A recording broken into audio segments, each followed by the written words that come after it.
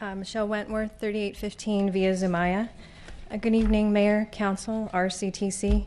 I wrote this so it would be about 3 minutes, so I hope this helps because we need to work on some solutions to mitigate the traffic on our local streets and ramps.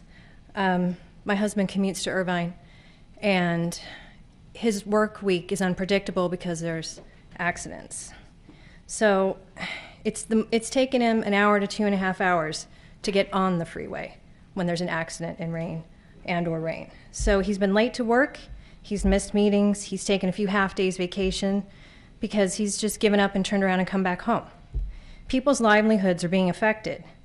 The traffic on our streets is serious and Corona residents are basically caught in the middle. Upon reviewing the final draft of the 91 project, it appears that very little attention was given to the resulting traffic construction which would be created on the streets. I found no traffic studies for projected delays at the ramps or on the streets. Corona submitted their current traffic data at the time, which was 2007, but there were no requests for future traffic studies to determine the conditions on the ramp intersections during construction. The report does not have a letter from the city agreeing that, it does have a letter from the city agreeing that to a level of service E will be permissible at 7 ramps. How do we know what our ramps are functioning at today?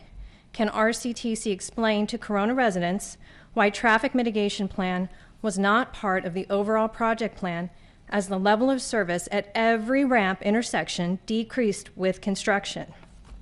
The final draft has in it a log of every communication made for input to the project, so you can find it all. Emails, letters, phone calls, it's all logged in some way on there. There's a chart of summary of input of everything they got. They summarized it from all the agencies. There are 9 agencies listed, and many of them on this chart quote, proposed changes to the coordination plan, proposed changes to the description, proposed changes to the purpose and need. Corona is listed in this summary chart as, quote, no comments on coordination plan, no comments on description, comments on purpose and need. Yet in a letter prepared August 11th, 2008 by the Public Works Director at the time for Corona, in response to the draft EIR, it stated, quoting this letter, freeway access must be maintained to current levels at a minimum. Construction impacts such as visibility, noise, traffic handling, and advance notice must be addressed as they relate to local businesses and citizens of Corona.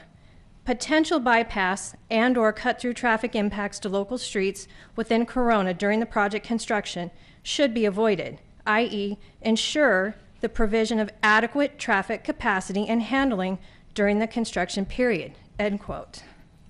The report also includes a summary of written responses received after the notice of preparation and scoping went out to all the agencies, soliciting them for what they term as, quote, specific topics for consideration in the environmental studies. Corona is cited here in their report for comments on right-of-way issues. After doing extensive public research with records requests with the City of Corona, I came up with no records of correspondence that related to local traffic issues. If there were more objections than the Public Works letter that I found that was cited, I couldn't find them yet. We've been told by our City Council that there is no money for 2 extra police officers. That's what people are thinking. And I will say, if the money is taken from the Corona City budget to finance extra motor officers, it just adds insult to injury. Not only do residents like myself pay additional costs for gas and wear and tear on our cars and lost work hours, but my kids, our kids, are going to see the funds cut for the library, the parks, and recreation. Should residents ask our city to sue RCTC to recover the costs for the police enforcement? What other possible solutions can be enacted by RCTC for our ramps?